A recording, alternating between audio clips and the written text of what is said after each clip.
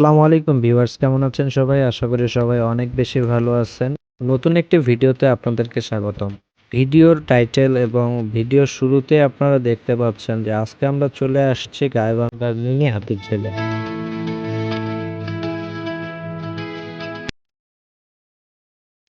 একই আঙ্গিকে নির্মিত গাইবান্ধায় রয়েছে দুটি মিনি হাতিরঝিল।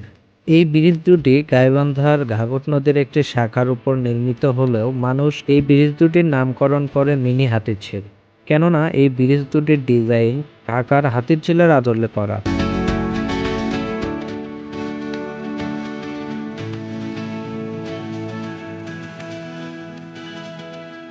পাশেই আপনারা যে নদীটি দেখতে পাচ্ছেন, এটি মূলত ঘাঘট নদীর একটি শাখা।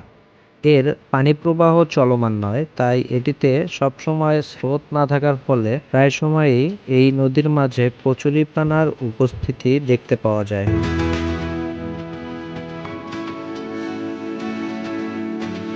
আজকের ভিডিওটি এখানেই শেষ করছি। দেখা হবে নতুন কোনো ভিডিওতে। ততদিন পর্যন্ত আপনারা ভালো থাকবেন, সুস্থ থাকবেন। আর ভিডিও ভালো লাগলে অবশ্যই আমার ভিডিওতে লাইক, কমেন্ট এবং শেয়ার করবেন। আর আমার চ্যানেলটি সাবস্ক্রাইব করে পাশে থাকবেন।